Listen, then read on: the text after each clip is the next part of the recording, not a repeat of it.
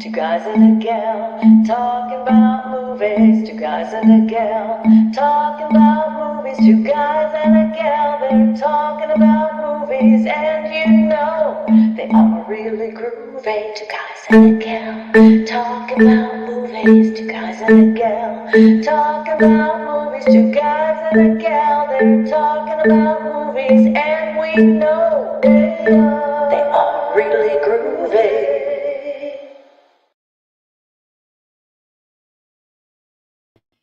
We are especially groovy today because we have Rory Penland back. You will see him in just a moment. Tonight, we are going to be discussing Shirley MacLaine, of course, the legendary actress.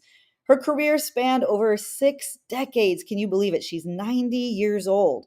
And she's known for remarkable versatility. That's right. She's done so many different types of things. She has a wide palette that she paints with. She has a distinctive presence. She's known for commanding a room. Whenever Shirley walks in, you know it. Um, she started her work back in the 1950s with some amazing movies, two of which I think we're going to be discussing tonight. She has a unique blend of charm and depth. So she's very charismatic, very charming. She's kind of the girl next door, but she can be quite profound. And that established her early as a leading lady in Hollywood. Beyond acting, she's known for an adventurous spirit, and she explores themes of spirituality and self discovery in her work and in her writings. So, we are going to be talking about our favorite Shirley MacLaine movies tonight. And to that end, let's bring on Manny Zamora and Rory, the man of 1,013,000,000 voices now, I think. Yeah. And there's popcorn as well, but we've been assured that it's okay. Yeah, did you think I was gonna skip the popcorn? Come on, heart attack is not gonna keep me from this. Wait, no, it's good to be back. Feel great. This is okay for me. I checked. We only missed one episode of this. We only were off one episode, right? Yeah. Well, of this one. I know. I recovered pretty quickly. He recovered like we blinked, and then he was back. It was incredible. And he's been doing TikToks the whole time, by the way. He's been entertaining his nursing staff. Well, that only takes 5 minutes a day. So I've been able to rest a lot. Yeah, that's true. That's true. Yes. So, yeah, I just recorded another one. I just did an Austin Powers. It's on there now. So, okay. Shirley MacLaine. Enough about me. No, we can keep talking about you. I just wanted to look at her. I forgot to put these on earlier. She's just, look at her. I mean, come on. She's amazing. So what I didn't realize until I started researching for this episode was that early on, she became involved with the Rat Pack. She did a movie with Dean Martin, and that led to her, and that was actually a Dean Martin, Jerry Lewis movie. And Artists and Models or something like that. Anyway, that led to her meeting Frank, and they started making movies. Dean and Frank started making movies with her around the turn of the 50s going into the 60s. So I believe the Rat Pack helped her get her break. That's my feeling. Yeah, she did a couple. She did 2 or 3. Oh well, maybe more than that. She did a few movies with Dean Martin. Just Dean Martin without Lewis. I guess after they split up or whatever. And she had an uncredited role in Ocean's 11, so she was part of the Rat Pack, or included in that movie, which was pretty much a Rat Pack movie. Right. And if you don't know what we're talking about, the Rat Pack, Frank Sinatra, Dean Martin, Sammy Davis Jr. That's right, baby. That's right. Ooh, Shirley MacLaine, she's nice on the eyes. There you go. Exactly. Yeah. So hey man, what about my eye? Sorry. I've got it in my pocket, Pally. So anyway, yeah. Well, Shirley MacLaine started. I think her feature film debut was actually in a Hitchcock movie, The Trouble with Harry. Yes. And she was you could already see it, even right then when she was basically an ingenue. She had something. She had that ineffable something that said, "Yeah, this broad's going to be a star." Well, and the same for her brother. Her brother is Warren Beatty. Warren Beatty. And Right. people that I know personally have said they saw him in New York, and it was like they couldn't believe the charisma, coming off of him. And again, people said they were Bill Clinton as well. Yeah. When you're in a room with Bill Clinton, man, all eyes are attracted to Bill Clinton right there and then. So, yeah, it's that star factor, and they both have it. Yeah. And she started off doing a lot of comedies and musicals and what have you, and then slowly graduated to more dramatic roles. But still, every now and again, coming back to comedy as she got older into the 90s and 2000s. Of course, the roles started to get less and less, but she's still acting, or was up until recently, and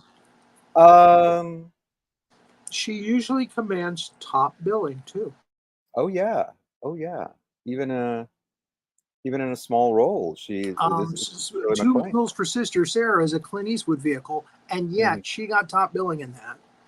Yeah. And again, The Apartment is a Jack Lemmon comedy, and I think she got top billing in that as well. Yes. I may be wrong about that one, but I think she did. And what was the other one? I was really surprised. I believe Guarding Tess with Nicolas Cage. She got top billing in that as well. Mm-hmm.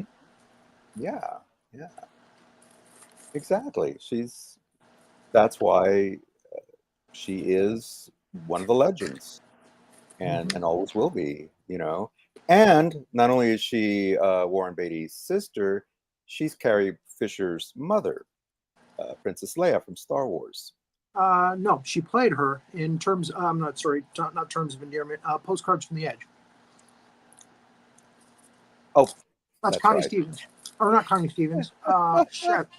See, Debbie Reynolds. Debbie Reynolds is her mother. Yeah. I got that confused. My apologies to our audience. It's not hard to make that confusion because she did play her in Postcards from the Edge and did a wonderful job in that. Yes. It twirled. It twirled up. Yeah, exactly. I didn't look like stirred up. It twirled. That was my exactly. See, she did such a good job that I thought, yeah, this is her mother. I mean, mom.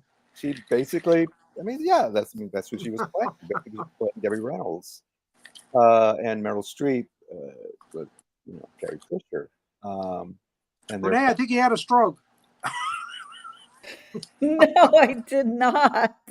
I was sharing it to our Facebook larger group so that we can have everybody in there. That's where I was right there. And Sandy D just walked in. Thank you, Sandy. Hey. Hey, we love you, Sandy. I used to say that when I walked in the room. Hey. Everyone wants to congratulate Rory on coming back and getting back on the horse and looking adorable. Back. You look like you have a Beatles haircut. It's amazing. It's just. I just showered before the show. So this is still drying, actually. It's definitely gorgeous. I don't know. You look amazing. Seriously. So, yeah, baby. All right, so let's get to our top 5 list. All right. You want to lead us off? Lead us off. Do you want me to? Yes, please. What's your number 1? The performance of a lifetime has to go to Terms of Endearment. Now, you know me. I particularly like to choose old movies for my top 5 list and not newer movies. But in this case, a lot of her later movies are some of her best work. And this is, this is Oscar fare right here. This is a wonderful performance by her. Not just dealing with Deborah Winger, who's an Academy Award winner in her own right, but Jack Nicholson as well. Right, yeah. Delightful comedy, kind of a dark comedy. Very interesting characters. I forgot that uh, Dumb and Dumber. Jeff Daniels. Jeff Daniels was in it as her Yeah. husband. Right. Remember Lithgow was in it. Yeah. And Nicholson at the top of his game. He's just wonderful in it. And she holds her own with all of them. Oh, yeah. And commands them. Danny DeVito, wonderful in it, is one of her suitors. Mm-hmm. And just a delightful movie. A lot of drama, a lot of comedy mixed in. And again, of all the performances she's done, that one was the most multifaceted performance, I feel. Yeah, I agree. Gotta admit, it's not my number one, but it's in my top 5, and then we'll get to that in a minute. But yeah, absolutely agree with that. That's a great choice. And it was number 1 for a while, but my number 1 edged it out because, again, like you said, this was actually a Jack Lemmon vehicle, but Shirley MacLaine steals it from under. I mean, just absolutely steals it, and it's The Apartment. Yeah.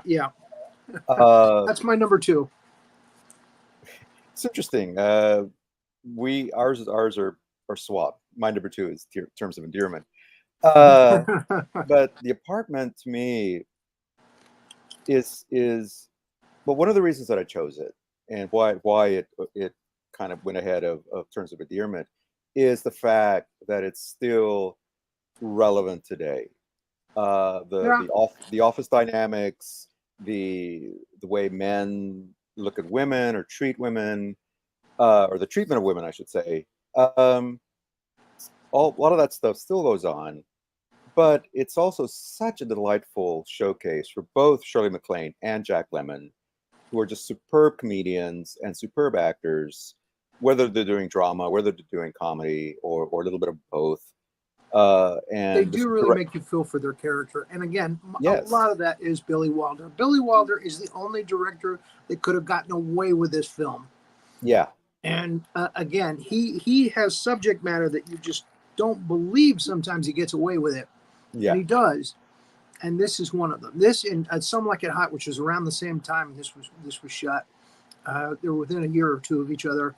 Again, unbelievable comedy and drama, and exactly, yeah. And you really, really feel for Shirley MacLaine's character, as the hapless, well, not hapless, as the girl caught in the middle. She's trying to end this affair, and I gotta give props to Fred McMurray, who a lot of people probably know only as either the absent-minded professor or as the dad on My Three Sons. But in the 40s and 50s, he was playing in these film noir movies and really playing very kind of villainous characters. And certainly this character that he plays in the movie as the boss of this insurance company, he's a slime ball from he the is, and he go. tells the story. He tells 2 stories. One is that he pretty much thought his career was over, and Billy Wilder talked him into playing this character in the movie. Mm-hmm. And he didn't think it was going to work. He didn't think it was going to be good. But as it turned out, he was wrong. It turned out to be great. Jump-started his career again. He said, though, however, there were ladies that used to come up to him on the street when they saw him on the street and hit him with their purses because of how bad they hated his character from that movie. Yeah, exactly. Probably because they knew people like him or that character. It's the truth. So, yeah, if you haven't seen The Apartment, please treat yourself. It's a black and white film.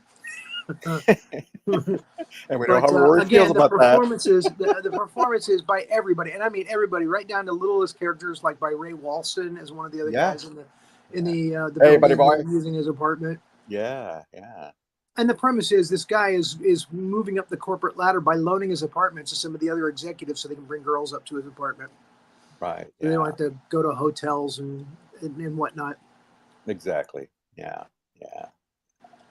So at that time, pretty scandalous material, but Billy Wilder got away with it. Yeah. Yeah. Well, I think part of it too is that he wasn't soft-soaping it. He wasn't trying to make it like, oh, ha, ha, it's nothing serious. But there was a comedic element to it. And I think that kind of softened it a little bit. Troy Moore is acting out one of the women on the street. I don't know you. That's my purse. There you go. Fred McMurray getting hit all the time on the street. Exactly. Yeah. You rotten kids today. You're always cheating on your wives.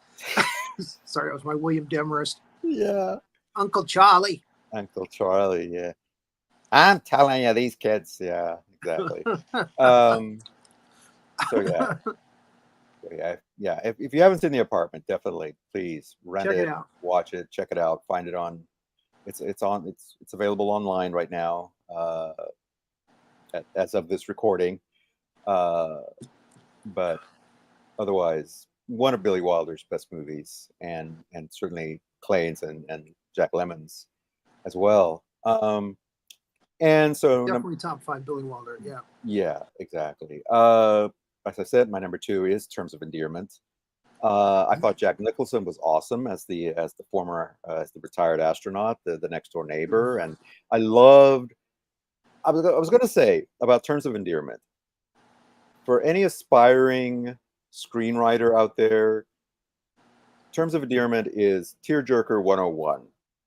If you want to know how to make an emotional movie that still has comedy, that still has drama and pathos, you got to study Terms of Endearment, because it is the perfect example of that. The ending gets a little drawn out, and I won't say what it is. If you haven't seen the movie, I love the slow burn of the relationship between Shirley MacLaine and Jack Nicholson, their characters, how their relationship develops. At first there's just sort of indifference on her part. She doesn't really want anything to do with him because he has this reputation as being a playboy, and he's always has these young women around. Well, but she sees it firsthand too. Yeah, exactly. He falls out of the girl's car. Yeah. So it's not like, oh, it's just a rumor. No. Hey, she sees it. But she warms up to him, and there's some very delightful movies. I mean, if you've seen the trailer, there's always a scene of him in the Corvette and her driving through the beach and all that. Deborah Winger, of course, in top form. Jeff Daniels, not the nicest character. As the philandering husband. We'll just put that out there. That's not even a spoiler, really. And little characters like Danny DeVito and so forth. And John Lithgow, also great as a supporting character. So yeah, it's a wonderful movie, and absolutely deserves a top spot in anybody's list, whether it's in 1 or 2 or wherever. Just a terrific movie all the way around. So yeah. All right. So what's your number 3? Postcards from the Edge. Okay. I was really surprised at the casting of Meryl Streep as Carrie Fisher. Mm-hmm. She does well, because it's not supposed to be Carrie Fisher. It's supposed to be kind of like this is kind of like Carrie Fisher and Debbie Reynolds, but I think their character names are something else. Yeah, she's Suzanne something, and yeah. So in that context, again, Meryl Streep was, at the top of her game at that time. Yeah. And I understand why Hollywood went with her. But with that said, Shirley MacLaine is perfect. As the mother, mm-hmm. as Debbie Reynolds. The only thing I've seen, and it's a broad characterization, it's a broad caricature is when Sherry O'Terry was doing Debbie Reynolds on Saturday Night Live. Yeah. Yes, talking about Shirley MacLaine. Yes, we are. So again, a lot of great moments in the film. You see Meryl Streep do a lot of things that she hadn't done before in pictures. And again, the dynamic between the two of them is really interesting for the whole film. It holds you for the whole film. Mm-hmm. And the infamous twirl scene, which I'm sure is based on reality. It twirled. Yes, but you didn't have any panties on underneath. Well, and that's the punchline. It is perfectly delivered. Yeah, really funny movie. Mm-hmm. It's a Mike Nichols film, so you know it's going to poke fun at Hollywood. Yeah. Which definitely. it does in spades, and that in itself is fun too. Again, Shirley MacLaine, as she's getting into her golden years, was still chewing up scenery, as was Jack Nicholson. Yeah. So the late 80s, 90s, yeah, she was still chewing up the scenery, doing what she does best. Mm-hmm. Yeah. So good movie. Yeah. Number 3. Okay. Well, my number 3 is Sorry. I've made it no secret that I love movie musicals. So that should give you a hint right there. And it's Sweet Charity. Oh, okay. I haven't seen it. If you haven't, well, not only is she in it, but Sammy Davis Jr. We're talking about the Rat Pack earlier. Hey, man. Sammy Davis Jr. Let's do a movie called Sweet Charity, babe. We'll get Yeah. Ricardo Montalban to join us, man. Exactly. He's Khan on Star Trek. Did you know that? Sorry. That's okay. That's okay. There's another movie, and we'll talk about that one in a little bit, that also has a Star Trek connection, but we'll get to that in a minute. But yeah, Ricardo Montalban is in it. I just saw that on the poster. I was like, wow, what a crazy person to throw into a movie with Shirley MacLaine. Yeah. So Sweet Charity is she's well, obviously the character's name's Charity. Well, first of all, this is a Bob Fosse movie, so there's a lot of dancing. He's one of the, again, legendary choreographers, and has a very, very distinctive style. When was it made? In the 60s, I believe. Yeah. Honestly, musicals were big in the 60s. Yeah. Or maybe the 50s. Late 50s, early 60s. That was her heyday. Yeah. Her first wave of, and that would have been the time she was hanging out with the Rat Pack too. Right. Between 58 and 64. Yeah. Let me double check on that. Oh, actually, it's 1969. 69. Wow. Yeah, so it's almost toward the end of the 60s. Yeah. Yeah. So, but yeah, and I think Two Mules for Sister Sarah was done in like 70 or 71, I believe. Yeah. And I felt she was a little long in the tooth for the nude scenes. but other than that, she was really good with her character. Yeah. But I found it hard to believe that young buck Clint Eastwood would be so hot for her throughout that movie. I've seen you naked, and I'm like, oh man, that's some acting. No, I'm sorry, I shouldn't say that. But again, when she was in costume, she was fine. especially that little nun's habit, eh? I don't know. Somebody got a thing for nuns, really? I can neither confirm nor deny my thing for nuns. But anyway, getting back to Sweet Charity, it's a habit. It's a hard habit to break. Sweet anyway, Charity. Great music. I'm sure a lot of people are probably familiar with a lot of the songs. If my friends can see me now, Hey Big Spender. Sammy does a number called oh shoot, I already forgot what it was. The rhythm of life is his big. The rhythm of life, man. Yeah. Rhythm of life. Did I say river? Rhythm of life. But anyway, it's a delightful movie. If you love music, if you love musicals, you gotta check out Sweet Charity. And like a lot of Fosse's films, there's always kind of a little bit of a dark undercurrent as well. It's not all just sunshine and flowers and hippies and things. And it's about a girl searching for love, looking for love. She's a taxi dancer, which is just borderline on being a prostitute, but I mean that's kind of what's implied with Hey Big Spender. And of course he would have go on to do Cabaret with Liza Minnelli, which has some really dark themes to it as well. But this is a little bit before that, so he still had a nice light touch. So anyway, this that was made in the Flower Power era. Yeah, the same year that On Her Majesty's Secret Service came out. Right. Yeah. James Bond went hippie. Yeah, and if you like Sammy Davis Jr., I would suggest going on YouTube, looking up Rhythm of Life, talk about hippies and talk about that Flower Power era.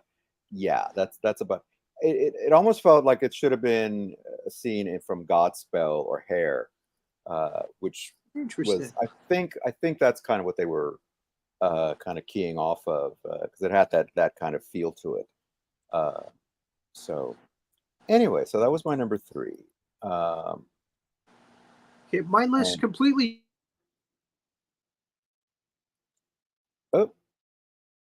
Oh, I think he's getting a phone call. Sorry, somebody is texting me and trying to call me because they want to make sure I'm okay. And I just canceled their call, and that's not polite, but I'll explain to them after the show's over. What was I saying? You were going to say that your list was going to be... Oh, my list changed. Last night I watched Guarding Tess, and it wasn't on my top 5 list. I didn't expect it to be on my top 5 list. It's later in her. It's later in her career. I suspected that all the good stuff was going to go to Nicolas Cage in the film, and I was wrong.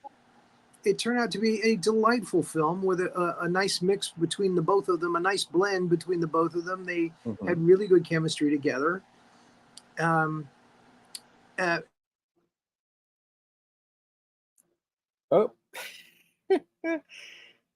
Time, you'll call you back. You'll call them back.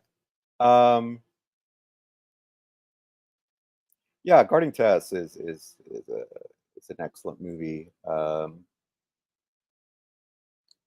And yeah, it almost made my honorable mentions list when we were talking about Nicolas Cage in an earlier episode. But I thought I'd save it for this one, since really Shirley MacLaine is the star, and she pretty much like every other movie she's in, and obviously she's getting top billing. She just steals the movie from whoever she's with, whether it's Nicolas Cage, whether it's Jack Lemmon, whether it's whoever. It's Shirley MacLaine, even Meryl Streep. So yeah, anyway, it's true. Please, okay, so there should be no more problems with this person. So Guarding Tess is wonderful.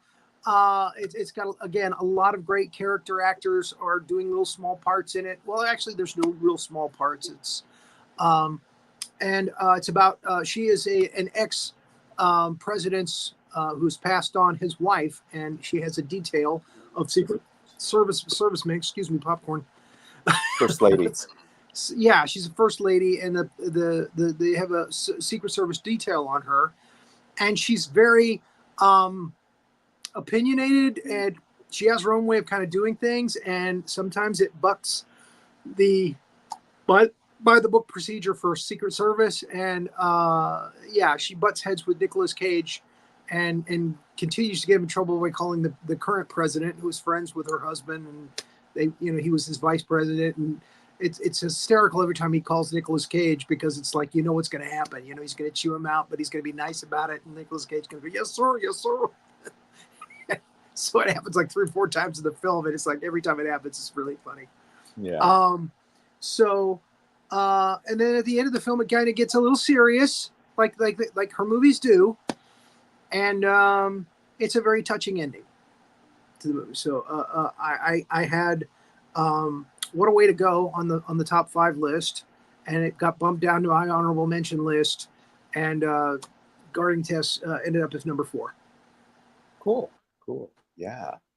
I was gonna, we were talking about her career slowly changing over the years, and one of the things that I noticed about her later films, and I think it might have started with Terms of Endearment, and it really got going with Steel Magnolias, is that she started getting cast as very opinionated, very obstreperous, very kind of grumpy old women. As that was a term I was thinking about using to describe her later films. She's the grumpy old lady. She's the grumpy old lady. Yeah. Very set in her ways, very opinionated, very man, this is how it is. And it just, which is kind of why I didn't include a lot of her later films, because I felt like she was playing the same character over and over and over. Terms of Endearment, Steel Magnolias, which made my honorable mentions list. Same here. But I felt they were trying too hard to be Southern women, and I didn't buy it. Anyway. Yeah, and well, too. I mean, when we talked about Sally Field, we mentioned Steel Magnolias because it's such an ensemble cast that it's really kind of hard to pick one of these actresses out. I think that I honestly think that they did really great performances. Maybe they did, like you said, try a little too hard to hit that southern thing. But for what it was, I think they did a fairly good job. So, all right. So my number 4 movie is actually Postcards from the Edge, which we already talked about. But I also want to mention some really good performances from Dennis Quaid, and also the cameo from Gene Hackman as the movie director. We see him at the beginning of the film and kind of towards the end, and he gives her some very, very good advice. And he kind of, even though, like I said, he doesn't have a big role in the movie, he kind of becomes a little bit of a father figure at the end, because her stepfather is just kind of like not even there. He's always just lounging around watching TV. And also there's a little cameo from Rob Reiner as one of the executive producers of the movie that she's working on during the film. So there's all these nice little cameos in that movie. But like I was telling, like we said earlier, Shirley MacLaine pretty much steals the movie from everybody she works with, and again she steals that movie from Meryl Streep, who wasn't the powerhouse that she became later on at the time. I mean, she's a great actress and gave a great performance in that, playing kind of the sort of Carrie Fisher-esque character. But MacLaine, every time she is on screen, you are like riveted to her. So. All right, so what's your number 5? I had to put Being There on my list, even though her part is kind of a smaller part in it. I had to put it on the top 5 list because it's just a brilliant film, and it has to be there. It has to be Being There. To those who don't know what it is, it wasn't Peter Sellers' last movie, but it was his swan song. He plays this character who's kind of like a British Forrest Gump, Yeah. Yeah. And I'm sure it led to the guy writing Forrest Gump to write that. He's a very simple character. His name is Chance. He's a gardener, and he becomes embroiled. He gets accidentally rear-ended by a car, and he ends up getting embroiled in this political farce, really, where his analogy of working in the garden, and he's just talking really about the garden that he was tending when he was working, becomes this big allegory for what should happen with the country, and it's just a very delightful sarcastic poke at politics at the time, which is politics that is now. I mean, it would work today as well as it did back then, and I guess it was the late 80s, early 90s. Yeah, she was responsible for him becoming embroiled in all of this, and there's a hysterical scene where she's interested physically, romantically in Chance, and he doesn't even know what that is. He's watching TV, and she's like, "Oh, you like to watch?" And yes, I like to watch.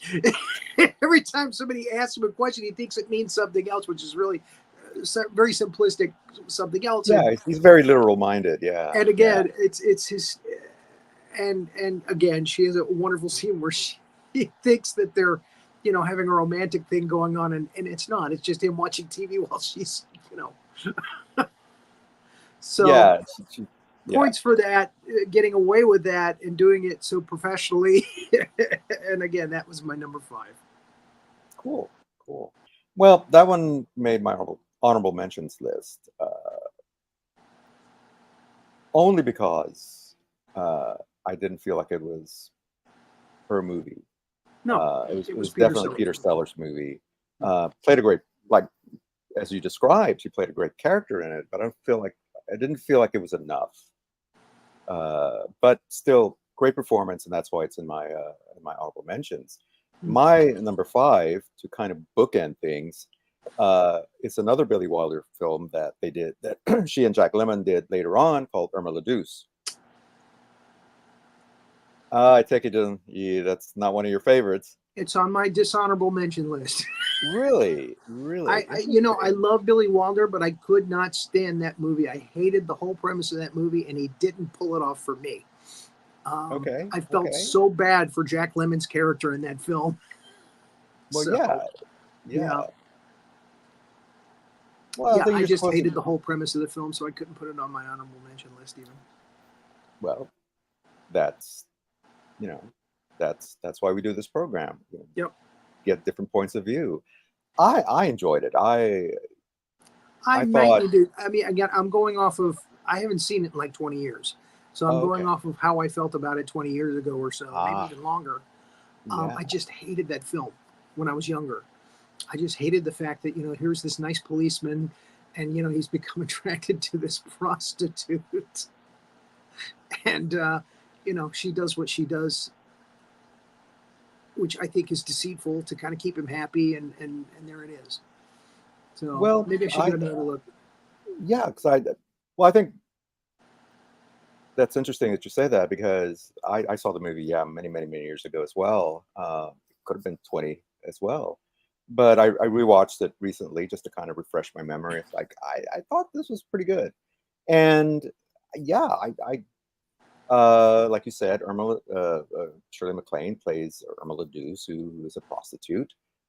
They don't mess around with any kind of like, oh, maybe, no, she is a hooker in Paris. Emily Billy Wilder. And Jack Lemmon, like I said, plays this very innocent, very very straight-laced gendarme, and but he makes the mistake of arresting everybody, including the chief inspector, and he winds up getting fired, and he kind of already had a thing. Well, he kind of became attracted to her, even though he was like repulsed by the fact that she was a working girl. And eventually, he's trying to get her out of the life, and so to do that, he disguises himself as this English lord and tries to convince her to fly away with him to England or whatever, again in an effort to take her out of the life. And but her former procurer, former pimp, uh, thinks that this English lord is some other guy, and tries to tries to kill him, and thinks that he's that he murdered this guy, or actually he accuses the policeman, or the former policeman, Jack Lemmon's character, of murdering this English lord, and he wants to get him arrested, and becomes a bit of a just kind of a even more farcical toward the end, and that the I would say the last third of the movie kind of got really silly for me. I really liked it up to that point, where then it became this thing, and it just really kind of went off the rails. But kind of managed to bring it back. So I can see why you probably didn't like it, but I'd rewatch it and see, and you might not have changed. I mean, you might still hate it. Like I said, I'll give it a I didn't rewatch. particularly like the last third. I thought the last or the last act of the movie, I thought it got really silly, and kind of lost the plot of what they were trying to do. But overall, At the time I watched it, I didn't know who Billy Wilder was, and okay. I hadn't. I mean, I had seen Some Like It Hot, I think, but I Mhm. didn't know it was the same director. I didn't know who Billy Wilder was. Mhm. So again, it deserves. I guess it deserves another viewing, Yeah, just for the just check fact it out that again. it is Jack Lemmon, it is Shirley MacLaine, Yeah, and it is yeah, Billy Wilder. So yeah, and I mean they play their characters really well, and there's a lot of funny material in it, and that's why it just made my top. Originally, I got to admit, originally it was going to be What a Way to Go, but mhm. and I'll explain why it got bumped off when and, we and get to and our here honorable here mentions. again, I had the same feeling. I was like, I remember this movie to be so funny when I was Hmm. younger, and I Right. rewatched it last night again, and I'm like, wow, this director. There was just something over the top about it that turned me off. Hmm. I mean, I love all of the guys in the film that die. Uh, it's a very dark comedy. She marries like 7 husbands. They all die. They all are huge rich by the time they die. So she inherits the joke is she keeps inheriting all this money and she doesn't want it.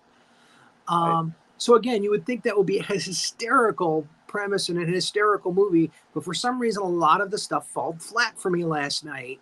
Hmm. Um, and yeah, it was just a little too over the top. And even though Dean Martin is in it, and he's the husband she ends up with at the end of the film, um, yeah. I mean, to see these guys die in the way that they all die, which is they're trying to make it comical. Hmm. I don't know. It just kind of fell flat with me last night, so I moved it down to my honorable mention list. It's in the middle of my honorable mention list. Yeah. So Well, yeah, I kind of felt the same way, but I don't know, it might be a little bit different, because I felt that even though Shirley's character is sort of top lined, and she's like the main character throughout the entire movie, right, I felt like she really doesn't do much except watch these guys, die feel die. and, Yeah, and cry. yeah, yeah. The movie starts The off one thing with that I her. found amusing about her character was that they showed her as a little kid with pigtails, when she was growing up in this little small town. Yeah, And again, and she pulls it she off, transforms, pulls huh? it off, and she pulls it And off. she pulled it off. And Yeah, then they transformed her into this woman who just gets all of this money, and she has all these glamorous Edith Head gowns, and uh, yeah, yeah. yeah, But Yeah, I mean, but you look at the cast list and you're like, wow, you mentioned Dean Martin, Robert Mitchum, Robert Mitchum's in Dick it, Van Dyke in one of his Dick Van earlier Dyke, film performances. Paul Newman. Paul Newman in a great Uh, role that oh my God. yeah, You don't think comedy when you think Paul Newman, but yeah, him but playing the yeah, artist. as the kind of as the crazy artist, yeah, Yeah, the crazy artist is really funny. Bob Cummings is the guy that wants to marry her. He's the shrink that she psychiatrist, goes to. yeah. So yeah, there's a lot of really good people. Oh, and Gene Kelly. Oh, I almost forgot. Probably That's the right, funniest thing Gene Kelly ever did. Yeah, I talk about poking fun at Hollywood. But again, a lot of it just goes so over the top, it just falls flat for me. So yeah. it's like, you're trying too much. I remember because I remember watching it as a kid and thinking it was just hilarious and all Again, the same here. the craziness. And then I watched it When you're again, younger. yeah, when you're younger. But watching it again, I was like, oh yeah, some of the jokes. Oh, this is sick, crazy. I love this. Yeah. But then you go back and go, yeah, I don't know why I liked that so much when I was a kid. Exactly. That's happened to me a lot. Wow. Yeah. There were some things that just happened to me a lot, actually. All right. What are some of your more honorable mentions? Okay. Well, Two Mules for Sister Sarah. You mentioned that. Yep. Same here. As the wayward nun who actually I had to mention Trouble with Harry because that was her first, and her character is very quirky and different. Right. So, yeah. It just barely got nudged out off the top 5 list for me. Yeah. But she's an ensemble player in that. It's not her film. Right. It's more John Forsythe. It's more who's the guy that played the crazy like Commodore character in that? Edmund Gwenn? Now, which one are you talking about? I'm sorry. We're talking about Trouble with Harry. Yeah, Edwin. Edmund Gwenn, I think, was that, right? He was also in Them as the scientist. Right. Yeah, it's more their movie than it is hers, and but her character again is nice and quirky, and you could see how people will go, yeah, she's got something. We should put her in our movie. Yeah. So there's that. Yeah, only 4 movies made my honorable mention movie. I had 2 dishonorable mentions, and that was Irma la Douche and the very overly excessive Around the World in 80 Days, where she plays an Indian princess. Indian princess, yes. Oh my God. Yeah, it's one of the most extravagant versions of a Jules Verne for just novel the sake of extravagance. Yeah. This movie, I think, set the tone for Hollywood for the next 20 years. Oh, we gotta make millions of blockbusters. We gotta make millions and millions and millions and throw millions and millions and millions. And it's funny because it had a really good cast. I mean, you had David Niven as again, Fogg, and legendary Mexican comedian. Cantinflas is in it. I think George Raft is one of the cameos. Right. Marlene Dietrich and George Raft in a scene together with John Carradine. I mean, they had all kinds of cameos all through the film. And Shirley MacLaine Sinatra was the piano player in that scene. Doesn't say a word. Yeah. And again, it was just over extravagance for the sake of over extravagance. And they did it a lot better with It's a Mad, Mad, Mad, Mad World. Yeah. But again, watching it as a kid. with happy to see Rory not connected to an oxygen machine. Thank you. Me too. Yeah.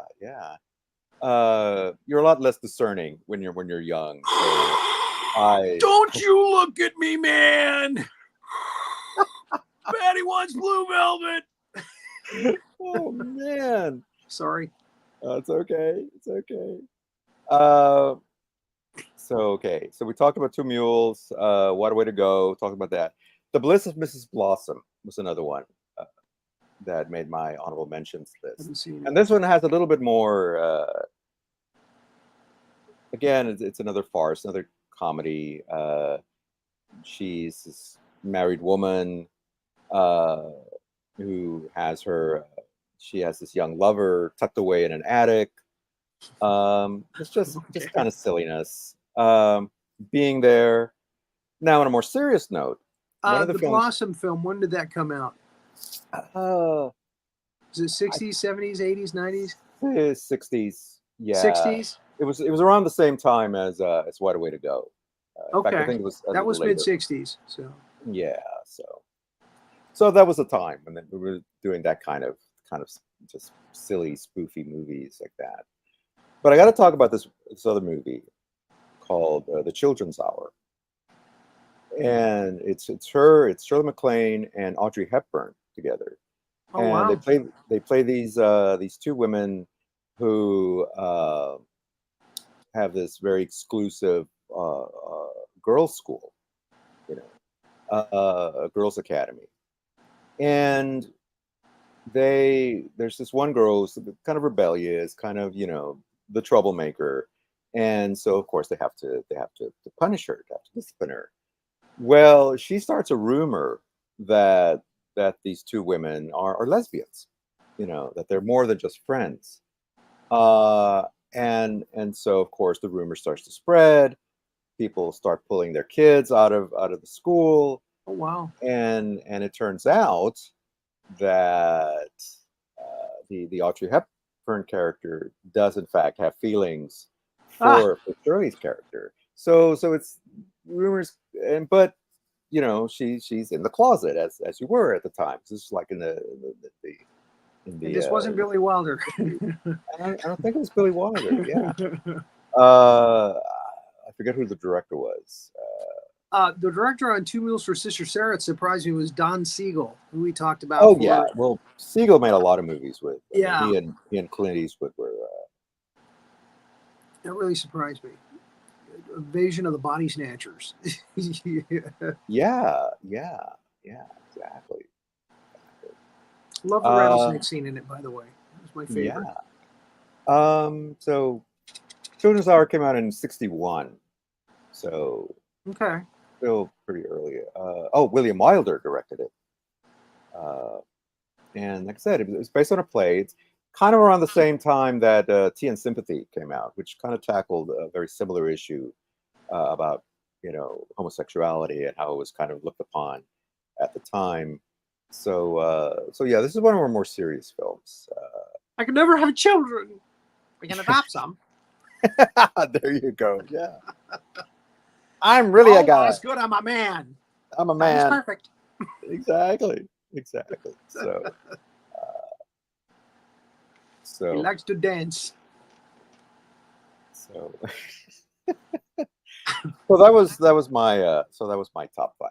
No. So, All oh, right.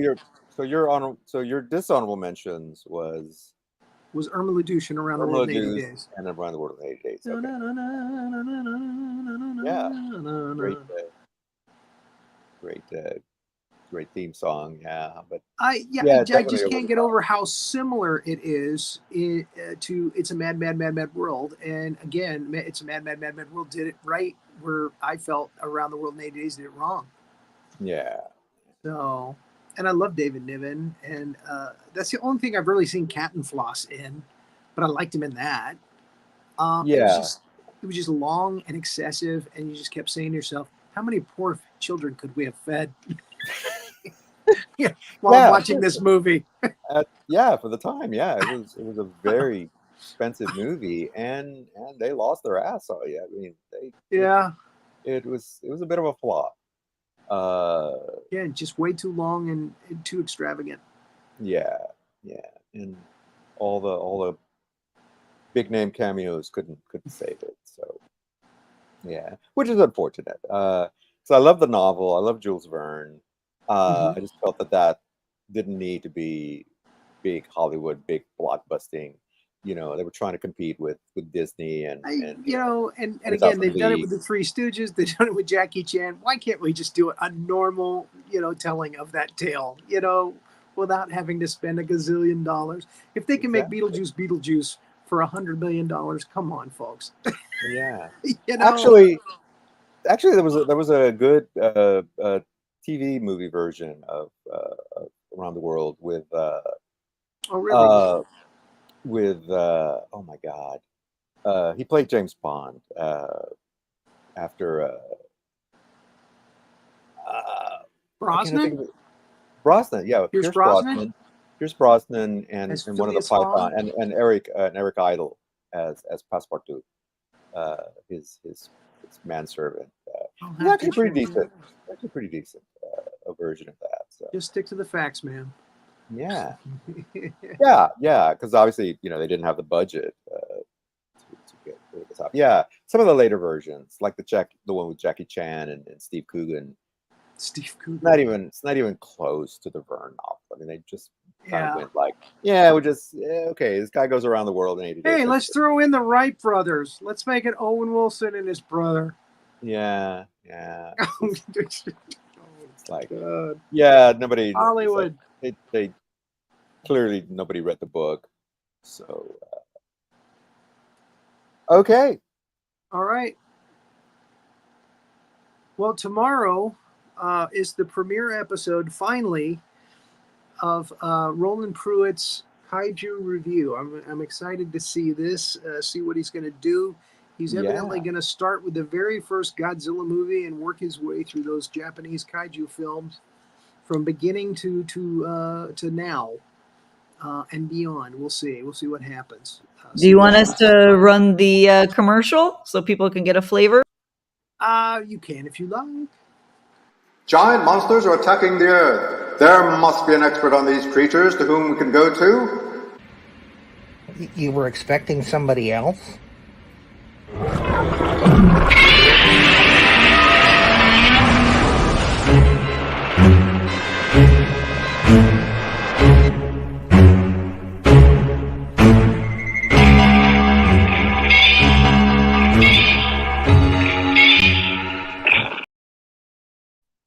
Well, Godzilla's certainly happy about that. So. Oh, there it is. Who wouldn't be a happy camper with that coming up? Exactly. Yeah. So yeah, they're going to do the first Godzilla movie, the Japanese version, Gojira, 1954, without Raymond Burr, in full color. So that should be interesting. Yeah. And Thursday, they'll be back. General Howitzer will be back at 7:00 as usual time. And they are going to do The Day the Earth Stood Still, also in full color, with Carrie Harrison, who has spoken to us about that movie at length. Yes. So it might be a long show. Might be a two-parter. We don't know. Carrie does. No, I'm just going to let him talk. Yeah, no, it's great. Just let him talk. I mean, he's so very intelligent and so yes. So well spoken. Knowledgeable. Thank He's you. Knowledgeable. That's exactly. So he knows wherever he speaks. So it's good to be back. Yeah. Well, good to have a new lease on life. We are very, very happy to have you back. So. Happy to be here. Right, Renee? Well, yes. Why did you ask me specifically? That was because I haven't heard from you a lot this week. I guess no, you've been busy. I know. I've actually been sick for about a week. I'm trying. Oh, no. I'm on so many. No, it's totally fine. That. I'm just on so many meds. Those over-the-counter meds, like I'm on methamphetamine, basically. That pseudoephedrine and Benadryl. So that's like I know what you're going through. Okay? I'm on a lot of meds right now myself. Exactly, and that's why I didn't mention it, because it's like I'm not going to mention my thing when you had a heart attack.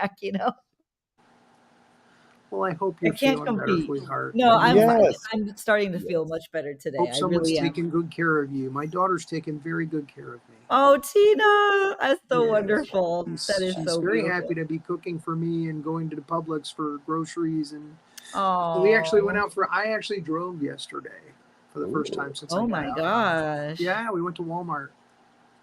That's exciting. It was. When you haven't driven for a week and a half, 2 weeks, it's like, I want to drive. Wow. I want to get out and do things. Drive. Yeah. Oh yeah. By the way, I have an outro for Roland, but I don't have an intro for Roland, do I? You don't. Okay. I wanted to make sure that I wasn't like my speedball wasn't messing with my brain. I'm just hoping that I can find a way to get it to you. Do it the way you did last time. Yeah, and I'm hoping that the program that I'm using to finish it up will continue to work properly. So, if not, I will be talking to Manny. That's what I was going to Hey, say. Manny, Manny's can the I send man. you some footage? Hey, no, listen. If I can ever be a resource for you, do not hesitate to hit me up. So Absolutely, thank you, my absolutely. friend. No, Thank you yeah. both. Thank you both for everything. Oh, well, next week on this program, Mhm. our topic will be another Here's my dad. legendary actor, and it's Humphrey Bogart, sweetheart. Yeah, Humphrey Bogart. Humphrey geez. Bogart. So Live your life, sweetheart. that's right. Yeah. Another Rat Pack connection, like you said. That's right. He was part of the original Rat Pack. That's correct. That's how they got their name. Exactly. Frank and Dean brought him home drunk one night, and Lauren Bacall said, "You look like a bunch of drowned rats," and thus their band of merry men was created. Yeah, that's right. That's right. Yeah. Well, I'm looking forward to that. That'll be fun. Yeah, yeah. Got a lot of Humphrey Bogart movies. Oh yeah. That's it. All right. Might have to dress up for that one. Little fedora, suit. Yeah, I can see Right, you. sweetheart. A little trench coat, as long as you don't boil that. So, all right. Well, until next week, be well and do good work. Thanks for watching this episode of Two Guys and Sometimes a Gal Talking About Movies. Be sure to like, subscribe, and click that notification bell to get future episodes.